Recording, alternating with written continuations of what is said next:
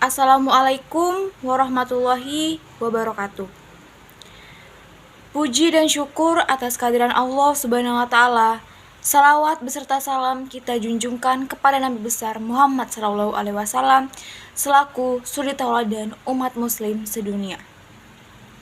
Bismillahirrahmanirrahim. Rabbi sholli sadri wa yassirli amri wahlul 'uqdatam min lisani yafqahu qauli. Baiklah, ceramah pada pagi hari ini saya beri judul Iqra atau bacalah. Kepada buli yang terhormat dan teman-teman sekalian, apabila kita membahas isi kandungan Al-Quran, tentu tidak akan habis-habisnya dan tidak akan tamat-tamatnya. Bagaikan air laut sebagai tintanya dan pohon-pohon sebagai penanya, tentu tidak akan habis-habisnya. Untuk itu, di sini saya mencoba untuk membahas kandungan dari surah Al-Alaq ayat 1 yang berbunyi A'udzubillahi minasyaitonirrajim. Bismillahirrahmanirrahim. Iqra bismi rabbikal ladzi khalaq.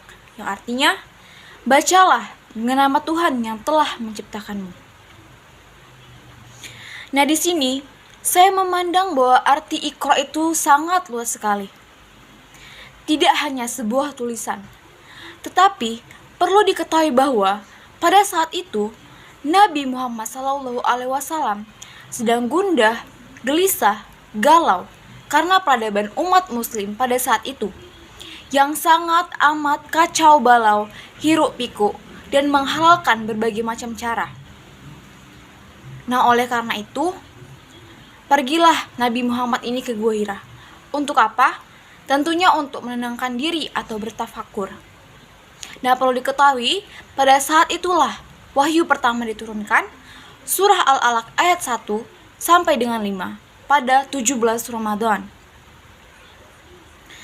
Teman-teman sekalian, disinilah peradaban umat muslim dimulai, di mana dapat dikatakan dari alam kegelapan hingga alam terang benderang sampai saat ini. Dan disinilah arti bacalah yang sebenarnya, yang mana kita disuruh membaca apa saja yang ada di alam semesta ini. Misalnya, kita membaca mengenai ilmu pengetahuan alam. Tentu, situ akan timbul ilmu-ilmu yang berkaitan dengan manusia, hewan, tumbuh-tumbuhan, makhluk hidup, ekosistem, beserta alam dan isinya.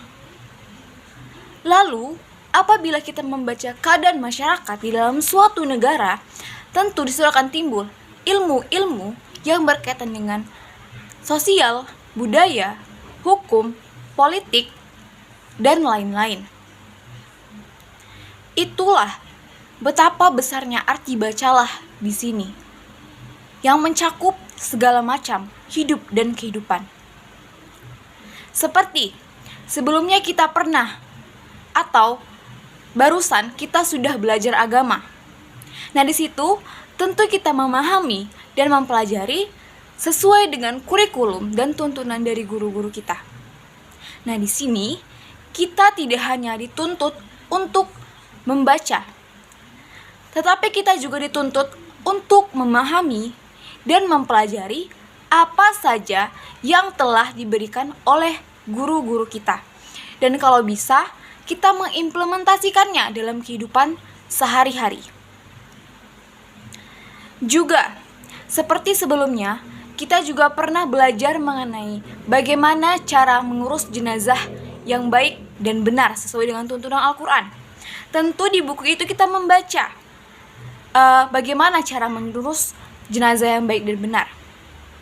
Mulai dari tahap-tahap cara memandikannya, cara mengafaninya, lalu cara menyolatkannya, sampai dengan cara menguburinya ke liang lahat.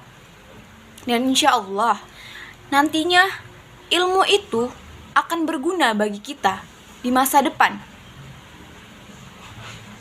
Jadi, marilah kita bersama-sama untuk meningkatkan minat membaca kita.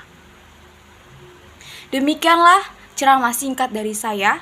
Semoga bermanfaat bagi kita semua, terutama bagi teman-teman sekalian dan diri saya sendiri. Dan saya tekankan lagi bahwa arti bacalah di sini sangat luas sekali, yang mana kita dituntut untuk menuntut ilmu setinggi-tingginya, mulai dari ayunan hingga liang lahat. Dan semoga nantinya kita akan menjadi generasi penerus yang berguna, baik itu bagi agama, nusa, dan bangsa. Sekian ceramah dari saya. Wassalamualaikum warahmatullahi wabarakatuh.